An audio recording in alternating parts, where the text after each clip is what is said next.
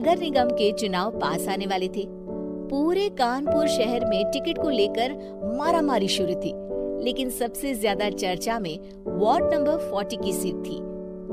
वो इसलिए क्योंकि इस बार वहां की सीट महिला के लिए आरक्षित थी। अब सवाल ये था कि चुनाव लड़ेगा कौन। इससे पहले ठाकुर साहब वहां से पार्षद थे और इस बार उन्होंने अपनी पत्नी सीमा ठाकुर को टिकट दिलवाई और ठाकुर साहब की शान के कारण सीमा जी ने 20,000 वोटों से चुनाव जीत लिया।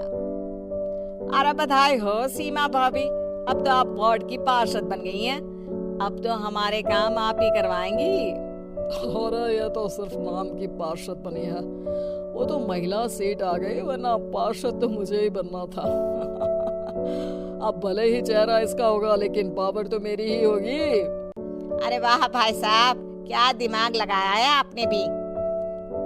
आइए आप लोग, खाना लगा दिया है सबके लिए। सीमा जी पार्षद बन चुकी थी, फिर भी उनकी एक ना चलती। सारे काम ठाकुर साहब खुद ही संभाल लेते और जहाँ जरूरत पड़ती वहाँ सीमा जी का अंगूठा लगवा लेते। सीमा जी ज्यादा पढ़ी लिखी भी नहीं थी। एक दिन ठाकुर साहब और सीमा एक प्रोग्राम में जाते हैं। अरे ठाकुर साहब, आप आ गए। ओहो, पार्षद मैडम भी आ गई हैं। स्वागत है आप दोनों का। लगता है हमारे पार्षद फंड का सही इस्तेमाल हो रहा है। चलिए अब उद्घाटन करते हैं। ये लीजिए ठाकुर साहब कैची, आप ही सबसे पहले प्रवेश कीजिए। सब लोग आगे निकल जाते हैं और सीमा जी पार्षद होने के बावजूद भी पीछे खड़ी रह जाती हैं। वो देखती हैं कि वेलकम बोर्ड पर उनका नाम है, लेकिन महिला होने के कारण कोई उनका सम्मान नहीं कर रहा। अगले दिन एक आदमी उनके घर आता है। अरे ठाकुर साहब नमस्कार। कल ना हम नोटिस किए कि हमारा घर तो अवैध है और नगर निगम वाले उसे तोड़ने आ रहे हैं। अरे कुछ कीजिए ना ठाकुर साहब। देखो भाई, मैं तो ज्यादा कुछ कर नहीं सकता, पर अगर तुम सबकी जेब गर्म कर दो तो कुछ हो सकता है।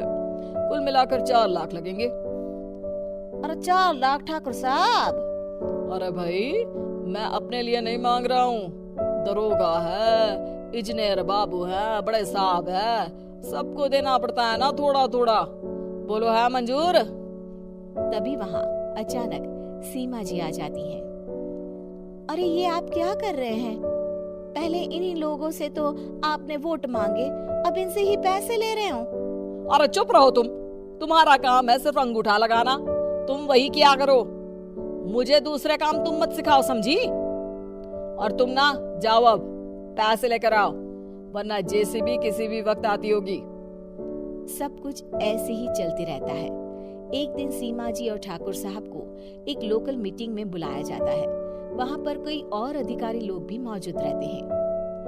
अब मैं चाहूंगा कि ठाकुर साहब हमारे बीच 2 शब्द कहें।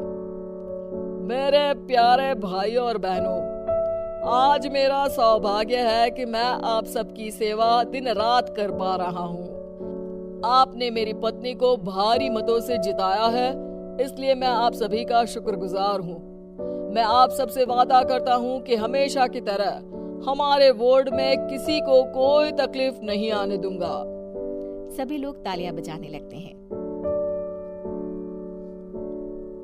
अब मैं माननीय पार्षद मैडम को स्टेज पे बुलाना चाहूंगा। अपने नाम को बुलाया सुनकर सीमा जी एकदम चौंक जाती है। उन्हें बिल्कुल उम्मीद नहीं थी कि इतनी बड़ी जगह उन्हें मंच पर बुलाया जाएगा। जैसे तैसे वो मंच पर चढ़ती है। ऊपर जाते ही सीमा जी को सारी पुरानी बातें याद आ जाती हैं कि किस तरह उनके पति उन्हें कभी भी आगे बढ़ने नहीं देते और उनके नाम से गलत काम करते हैं। वो बोलने लगती है, मैं आपके वार्ड की पार्षद सीमा हूँ। आप में से बहुत कम लोग ही मुझे जानते होंगे, क्योंकि इससे पहले मुझे कभी ऐसा मौका ही नहीं मिला। सारे मौके मेरे पार्षद पति यानी आपके ठाकुर साहब ही लेते रहे, लेकिन आज ये मौका मुझे मिला है तो मैं इसे ऐसे ही नहीं जाने दूंगी। मैं आपको ये बताना चाहती हूँ कि आपके ठाकुर साहब मेरे नाम की आड़ में गैर कानूनी काम करते हैं, जिस पर अंगूठों के निशान मेरे होते थे। इसीलिए मैं अपनी गलती मानती हूँ और आज अपने पद से इस्तीफा देती हूँ, ताकि आगे से कोई गलत काम ना हो पाए।